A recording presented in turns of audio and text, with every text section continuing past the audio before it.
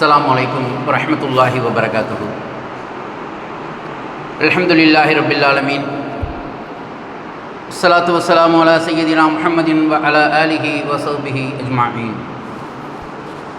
Wa ma taufiqi illa billah. La hawla wa la quwwata illa billahil aliyyil alim. Subhanaka la ilma lana illa ma 'allamtana innakal antal alimul hakim.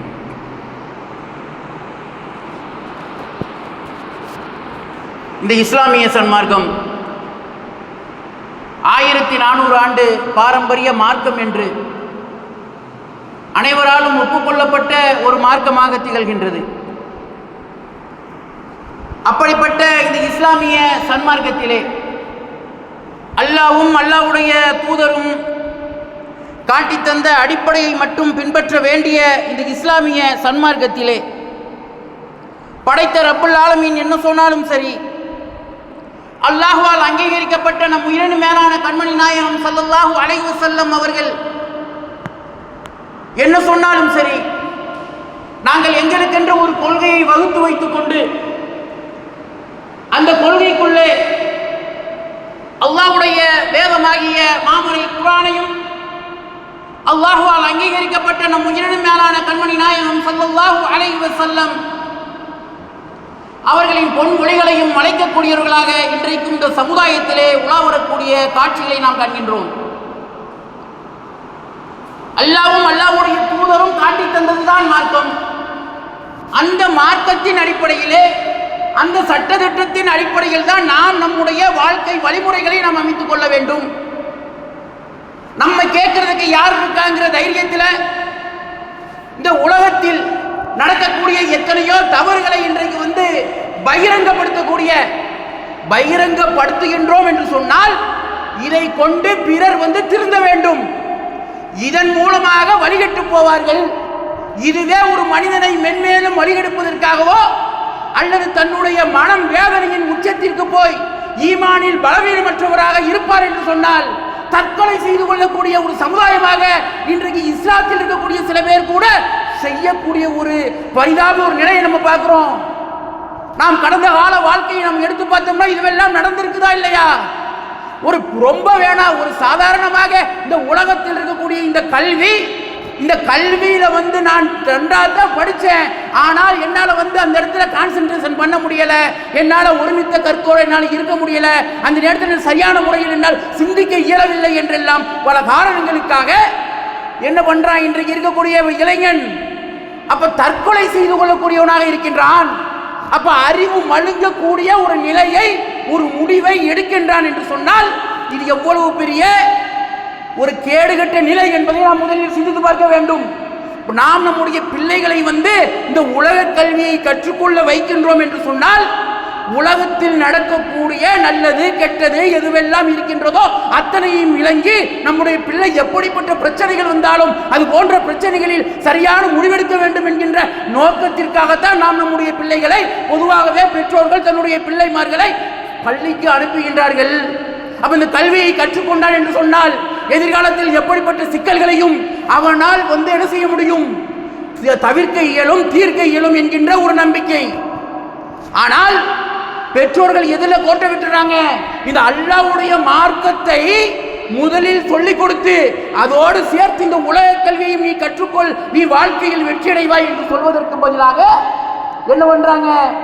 உலக கல்விக்கு முக்கியத்துவம் கொடுத்து விட்டு மார்க்க கல்வியை பின்தங்கக்கூடிய ஒரு சமுதாயமாக இன்றைக்கு இஸ்லாமிய சமுதாயம் இருக்கக்கூடிய நம்ம காட்சியை பார்க்கிறோம். அப்ப நாம் நன்றாக சிந்தித்து பார்க்க வேண்டும். இந்த தடவை ஜெயிக்கலன்னா அடுத்த தடவை ஜெயிப்பேன், நான் வெற்றியாளன் தான், என்னுடைய திறமை மீது எனக்கு நம்பிக்கை இருக்கின்றது என்று அந்த மாணவன் செவில் பட்டிருந்தான் என்று சொன்னால் அவன் தற்கொலை செய்திருப்பானா? அவன் இந்த உலகத்தில் இருக்கக்கூடிய இந்த வாழ்க்கையை உயிர் நீட்டிருப்பானா? அப்ப உயிரை மாய்த்துக் கொள்கின்றான் என்று சொன்னால் அவனிடத்திலே உள்ளத்தில் ஈமான் அழுத்தமாக இல்லை, சரியாக அவனுடைய உள்ளத்தில் ஈமான் அடையவில்லை. உதட்டளவில் தான் அவனிடம் இருந்திருக்கின்றதே தவிர ஈமான் என்பது உள்ளத்தளவில் போய் சென்றடையவில்லை என்பதுதான் நிதர்சனமான உண்மை. அப்ப நாம் நன்றாக சிந்தித்து பார்க்க வேண்டும். அப்ப எதில் இந்த மாணவன் கோட்டை விட்டுருக்கிறான்? என்னால் ஜெயிக்க முடியும், என்னுடைய நம்பிக்கையின் மீது எனக்கு நம்பிக்கை இருக்கிறது, என்னுடைய திறமையின் மீது எனக்கு நம்பிக்கை இருக்கின்றது. இந்த வருடம் நான் இது பண்ணிட்டேன், இதை என்னுடைய அனுபவமாக எடுத்துக்கொண்டு இந்த தோல்வியை இன்ஷா அல்லாஹ் அடுத்த வருடத்தில் அதை ஒரு வரலாறாக பதித்து காட்டுவேன் என்று அந்த மாணவன் செயல்பட்டிருந்தான் என்று சொன்னால் ஜெயிச்சிருக்கலாம். இந்த உலகத்தில் அவனும் ஒரு வெற்றியாளன் பட்டியலிலே வந்திருக்கலாம். ஆனால் அவன் என்ன செய்யறான்? நான் நல்லா தானே படித்தேன், நான் நல்லா தானே எல்லாத்திலையும் செயல்பட்டேன், நல்லா தானே சிந்திச்சேன், ஆனா தோத்து போயிட்டேன் என்று அவன் தன்னை ஒரு முழுமையாக அர்ப்பணிக்காதவனாக இந்த சமுதாயத்தில் இருக்கக்கூடிய காட்சியை நம்ம பார்க்கிறோம். அப்ப அதே போன்று இன்றைக்கு நம்ம பார்த்தோம் சொன்னா பிறருடைய பாவங்களையும் பிறர் செய்யக்கூடிய செயல்பாடுகளையும் அவர்களுடைய நன்மை தீமைகளையும் துருவி ஆராயக்கூடிய ஒரு சமுதாயமாக இன்றைக்கு இந்த இஸ்லாமிய சமுதாயத்திலே இருக்கக்கூடிய சில பேர் இருக்கக்கூடிய காட்சியை நம்ம பார்க்கிறோம். இது எந்த அளவிற்கு ஒரு கேடுகட்ட இழிவான செயல், அல்லாஹ்விற்கு பிடிக்காத ஒரு செயல் என்பதை மறந்துவிட்ட சமுதாயமாக இருக்கக்கூடிய காட்சியை நம்ம பார்க்கிறோம். அப்ப அல்லாஹ் தஆலா ஒருவன் செய்யக்கூடிய பாரதூரமான விஷயங்களை நாம் பகிரங்கப்படுத்தி எல்லோருக்கும் நாம் பறைசாற்றி விட்டோம் என்று சொன்னால், நாம் நம்முடைய இந்த சோசியல் மீடியாக்களிலே அதை உலாவர வச்சுட்டோம் சொன்னா, நான் தான் முதலாக இதை ஷேர் செய்தேன் என்கின்ற பெருமை விடுமா? அல்லாஹ் தஆலா நமக்கு அப்படிப்பட்ட ஒரு கிரீடத்தை சூட்டிவிட போகின்றானா?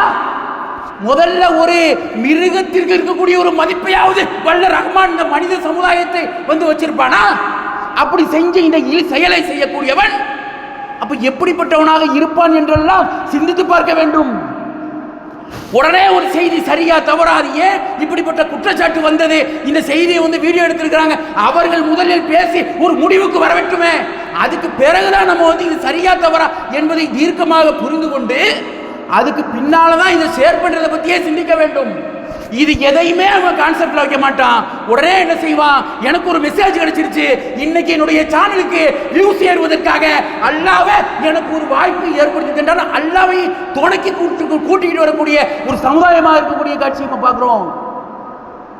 அப்ப இந்த தலைப்பை எடுத்து நம்ம பேசணும் சொன்னா, இந்த தலைப்பை மக்களுக்கு நம்ம வெளிப்படுத்தணும் சொன்னா நம்முடைய சேனலுடைய ரேட்டிங் கூடும், நம்முடைய தன்மை உயரும் நினைக்கிறான்.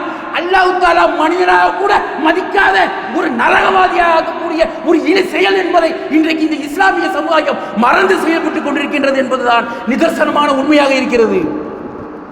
இது என்னமோ சர்வசாதாரணமாக கடந்து போயிடலாம் நினைக்கிறாங்க. அல்லாஹ் தஆலாவும் அல்லாஹ்வுடைய தூதரும் இப்படித்தான் நம்ம மார்க்கத்தை கற்றுக் கொடுத்தார்களா? அப்ப அல்லாஹ்வுடைய தூதர் ஸல்லல்லாஹு அலைஹி வஸல்லம் அவர்கள் இப்படிப்பட்ட பாடத்தை தான் சஹாபாக்களுக்கு புகட்டினார்களா?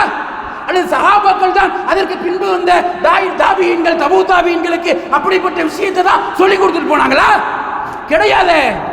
ஆனால் நம்ம பார்க்கிறோம் இந்த சமுதாயத்துல சர்வ சாதாரணமாக ஒரு மனிதரை சொல்லி இவர் இந்த மாதிரி செஞ்சிட்டாரு, இத்தனை கோடி மோசடி பண்ணிட்டாரு சொல்லி சர்வ சாதாரணமாக செயல்படக்கூடிய காட்சி நம்ம பார்க்கிறோம். நாம் நன்றாக நம் நடுநிலையோடு சிந்தித்து பார்க்க வேண்டும். அவர் தப்பு செஞ்சாரா தப்பு செய்யலையா அல்லாஹ்விற்கும் அவருக்கும் உரிய ஒரு விஷயம். அதே போன்று இந்த கடன் கொடுத்தாரே அதற்காக ஷேர் கொடுத்தாரே அவருக்கும் உள்ள ஒரு விஷயம். ஆனால் இது என்னென்றே தெரியாம மூணாவது வந்து இடையில வந்து சுருகி இதை பற்றிய முழுமையான அறிவு இல்லாமல் இதை வந்து மக்களுக்கு பகிரங்கப்படுத்தினானே, இவனுடைய நிலை என்ன மறுமையிலே அல்லாஹ் பாதுகாக்க வேண்டும். இந்த துனியாவிலே வாழக்கூடிய இந்த தருணத்திலேயே வல்ல ரஹ்மான் அல்லாஹ் ஏதோ ஒரு எமோஷனல்ல ஏதோ ஒரு கெட்ட சிந்தனையில விரட்டப்பட்ட சைத்தானுடைய பாதுகாவல் தேடுறேன்னு சொல்லி வல்ல ரஹ்மான் பாதுகாப்பு தேடி நாம் நம்முடைய தவறுகளிலிருந்து நீங்கிக் கொள்ள வேண்டும். அப்ப இந்த தலைப்பு வந்து ஒரு சர்வ சாதாரணமாக கடந்து செல்லக்கூடிய ஒரு தலைப்பு கிடையாது. ஒரு மனிதனுடைய தன்மானத்திலே ஒரு மனிதனுடைய மான மரியாதையிலே போய் ஒருத்தர் வந்து செய்யறாருன்னு சொன்னா அது என்னங்கிறது எதுவுமே தெரியாம சொல்றாங்கன்னு சொன்னா இதையெல்லாம் நாம் எப்படி எடுத்துக்கொள்வது என்பதை எல்லாம் நாம் சிந்தித்து பார்க்க வேண்டும். அப்ப இந்த இஸ்லாமிய மார்க்கம் என்பது இந்த விஷயத்துல நமக்கு எப்படிப்பட்ட வழிகாட்டுதல்களை நமக்கு தருது என்பதை எல்லாம் விளங்கி பார்த்து அதன் அடிப்படையிலே நாம் நம்முடைய வாழ்க்கையை அமைத்துக் கொள்ளக்கூடிய நன்மக்களாக அல்லாஹ் தஆலா நம் அனைவரையும் உலக முஸ்லிம் சகோதர சகோதரிகள் சிறுவர்கள் சிறுமிகள் அனைவரையும் ஆக்கி அருள்புரிவானாக என்று பிரார்த்தித்தவனாக, நம்பிக்கை கொண்டோரே ஊகங்களில் அதிகமானதை விட்டு விலகிக் கொள்ளுங்கள். சில யூகங்கள் பாவமாகும். துருவி துருவி ஆராயாதீர்கள். உங்களில் ஒருவர் மற்றவரை புறம் பேசாதீர்கள். உங்களில் எவரேனும் இறந்த தமது சகோதரனின் மாமிசத்தை சாப்பிட விரும்புவாரா? அதை நீங்கள் வெறுப்பீர்கள். அல்லாஹ்வை அஞ்சுங்கள். அல்லாஹ் மன்னிப்பை ஏற்றுக்கொள்ளக்கூடியவன், நிகரற்ற அன்புடையவன். அப்ப இந்த வசனத்தை நாம் சிந்தித்து பார்க்க வேண்டும். ஒருத்தர் சொல்றாங்கிறதுனாலயோ அல்லது ஒருத்தர் மீது நமக்கு ஒரு சந்தேகம் இருக்குங்கிறனாலயோ இவர் இப்படித்தான் செய்திருப்பார், இவர் இந்த பாவங்களை இந்த வடிவத்தில் தான் செய்தார் என்று நாம் அப்பட்டமாக நாம் பொய் சொல்லிவிடக் கூடாது. நாம் நம்முடைய கணிப்பின் அடிப்படையில் ஒரு விஷயத்தை முடிவு செய்துவிடக் கூடாது. அதை கண்ணால் பார்க்க வேண்டும் அல்லது கண்ணால் பார்த்ததற்கான சாட்சிகள் இருக்க வேண்டும். இதுவெல்லாம் எதுவுமே எங்களுக்கு தேவையில்லை. ஒருத்தர் சொல்லிட்டாரு, அந்த ஒரு நபர் நம்பிக்கையானவர், அவர் சொன்னா போதும் சொல்லி செல்லக்கூடிய ஒரு இழிவான ஒரு நிலையை நம்ம பார்க்கிறோம். அப்ப அல்லாஹ் தஆலா வந்து என்ன சொல்றான்? யூகங்களை நீங்க வந்து என்ன செய்யாதீங்க, பின்பற்றாதீர்கள். அப்ப யூகங்களை பின்பற்றக்கூடாது. அதிகமானதை விட்டு நீங்கள் விலகிக் கொள்ளுங்கள் அப்படின்னு சொல்லிட்டு இறுதியில் வந்து அல்லாஹ்வை நீங்கள் அஞ்சுங்கள் என்று சொல்கின்றான். அல்லாஹ்வை அஞ்சுங்கள். அல்லாஹ் மன்னிப்பை ஏற்கக்கூடியவன். அல்லாஹ் நம்முடைய பாவங்களை மன்னிக்கிறேன்னு சொல்லி அந்த வசனத்தை முடிக்கிறான். நிகரற்ற அன்புடையவன்.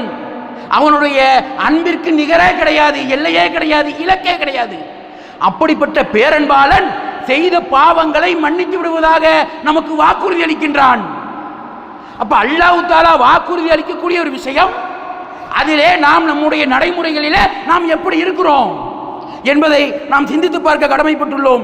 இது திருமறை குர்ஆன்ல 49வது அத்தியாயம் 12வது வசனத்தில் பதியப்பட்டுள்ள செய்தி. நபிகள் நாயகம் ஸல்லல்லாஹு அலைஹி வஸல்லம் அவர்கள் கூறினார்கள், கெட்ட எண்ணம் கொள்வது, ஒருவர் மீது கெட்ட எண்ணம் கொள்வது குறித்து உங்களை நான் எச்சரிக்கின்றேன். ஒருத்தரை பார்த்து இவர் கெட்டவராகத்தான் இருப்பார், ஒருத்தர் வந்து ஒரு தர்மம் கேட்டு வந்திருப்பார், அல்லது என்னுடைய மகளுக்கு கல்யாணம் வச்சிருக்கேன்னு சொல்லி யாசகம் கேட்டு வந்திருப்பார்.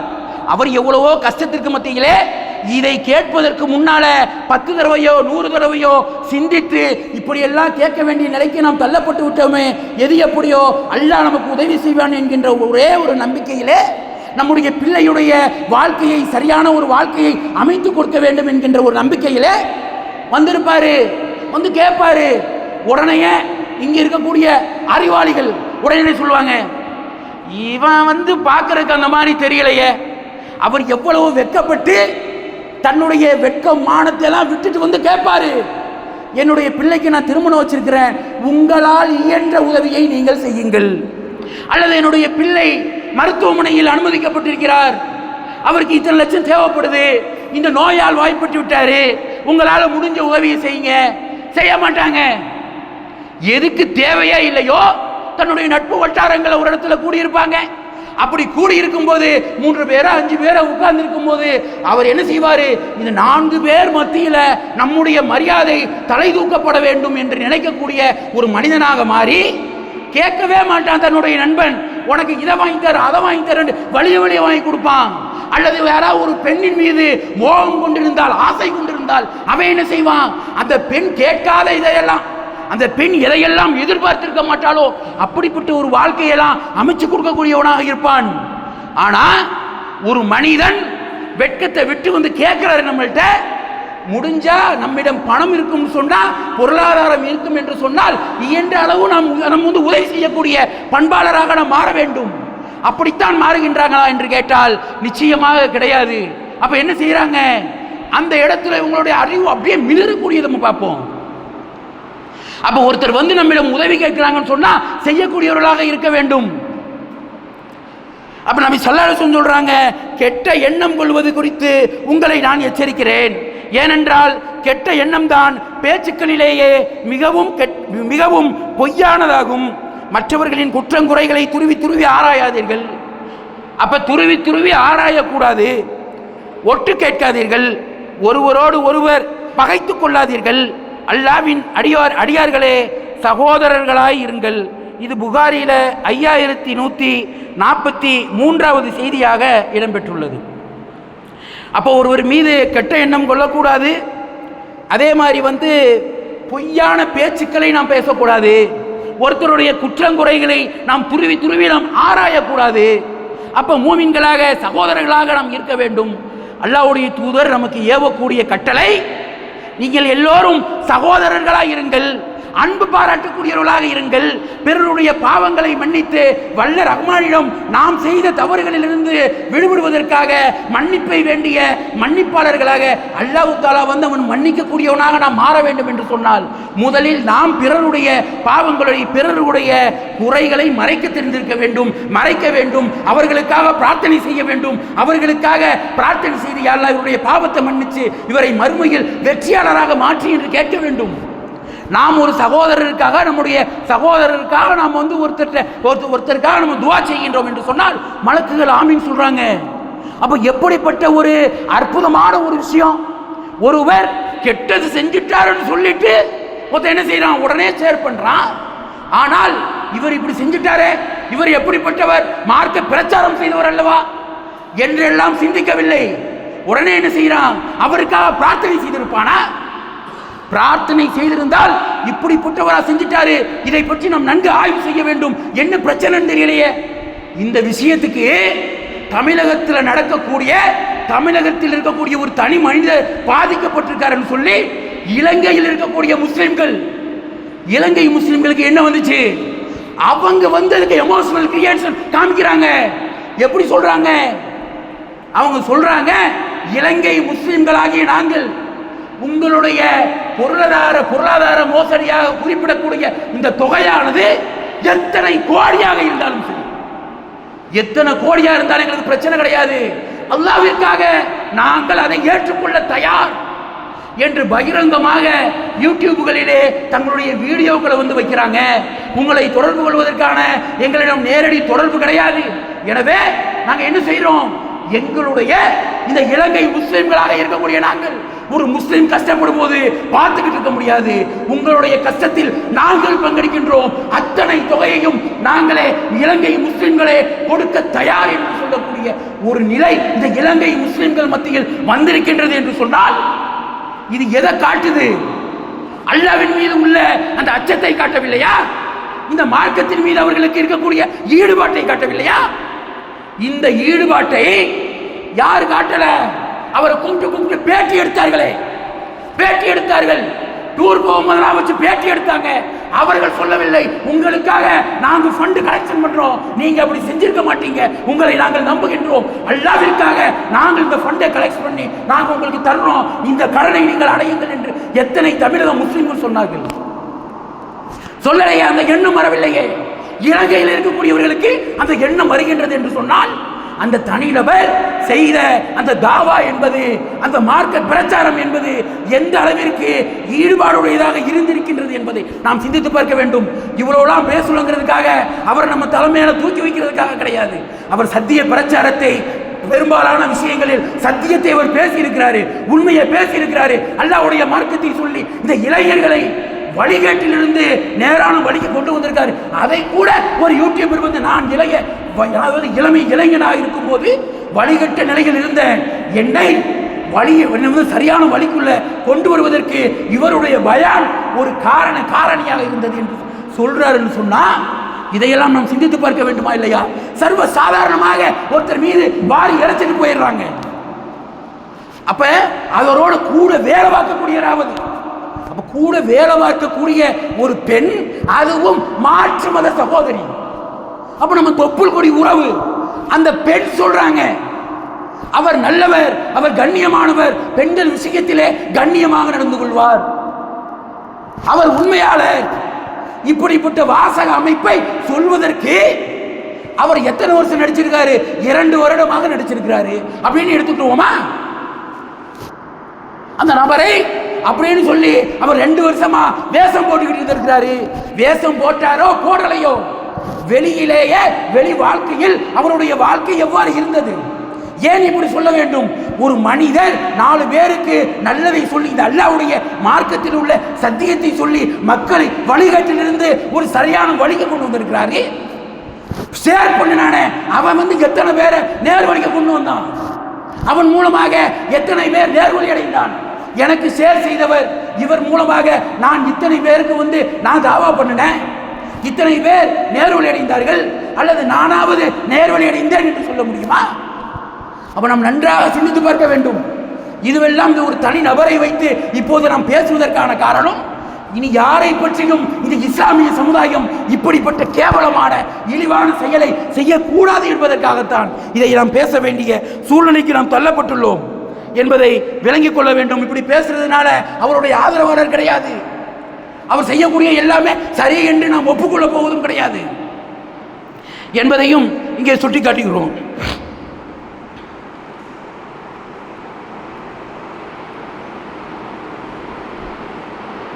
அல்லாஹ்வின் தூதர் ஸல்லல்லாஹு அலைஹி வஸல்லம் அவர்கள் கூறினார்கள், ஒரு முஸ்லிம் மற்றொரு முஸ்லிமின் சகோதரனாவான், அவனுக்கு அநீதி இழைக்கவும் மாட்டான், அவனை பிறரது அநீதிக்கு ஆளாகும்படி கைவிட்டு விடவும் மாட்டான்.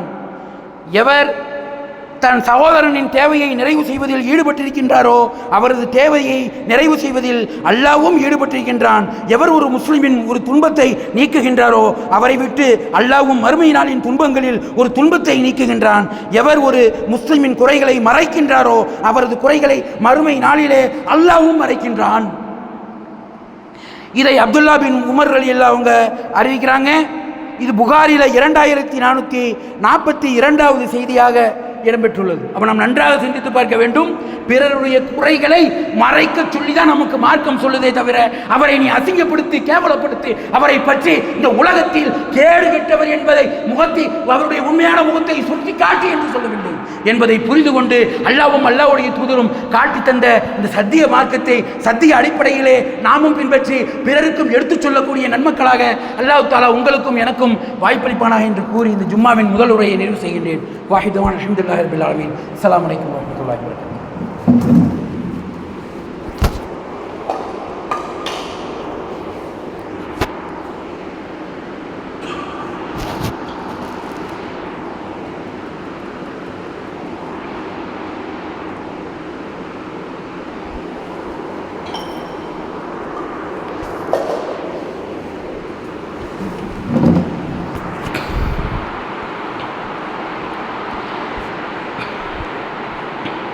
அஸ்ஸலாமு அலைக்கும் வரஹ்மத்துல்லாஹி வபரகாத்துஹு.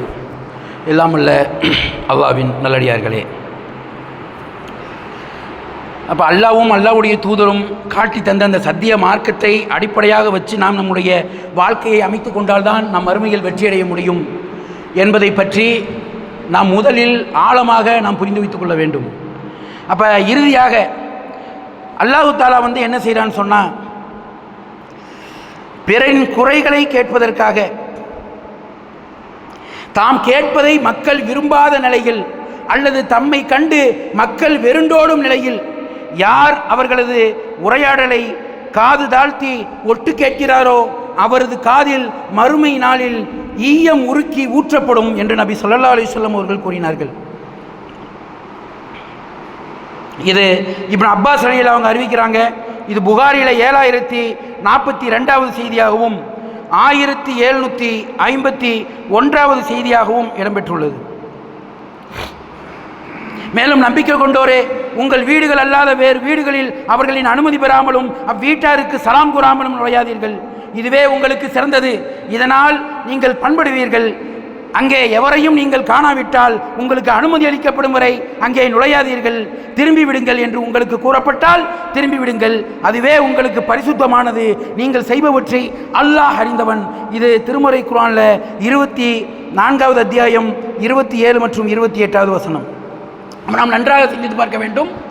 அப்போ அல்லாஹ்வுடைய மார்க்கம் நமக்கு எதை போதிக்கின்றது?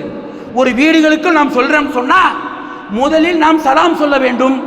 சலாம் சொல்லி அந்த சலாத்திற்கு பதில் வந்தாதான் நம்ம உள்ள போறதுக்கே நமக்கு அனுமதி.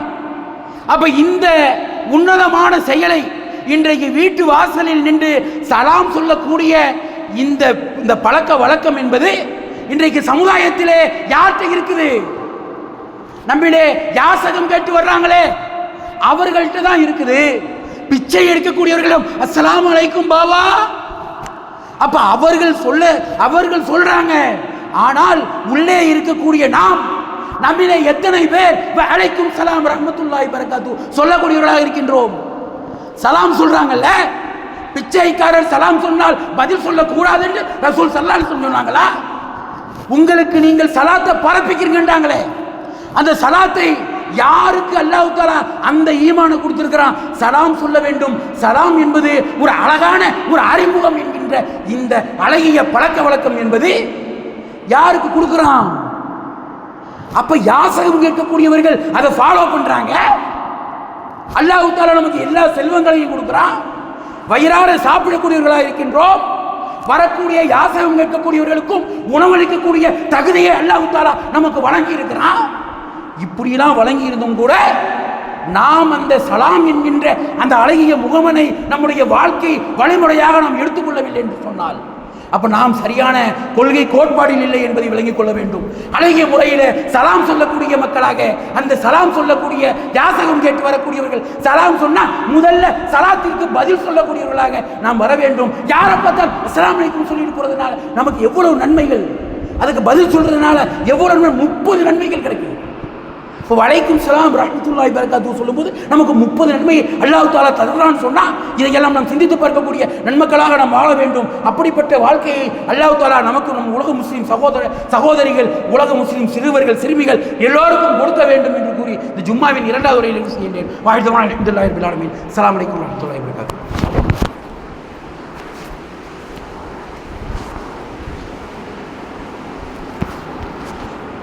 الله أكبر الله أكبر أشهد أن لا إله إلا الله أشهد أن محمدا رسول الله حي على الصلاة حي على الفلاح قد قامت الصلاة قد قامت الصلاة الله أكبر الله أكبر لا إله إلا الله. الله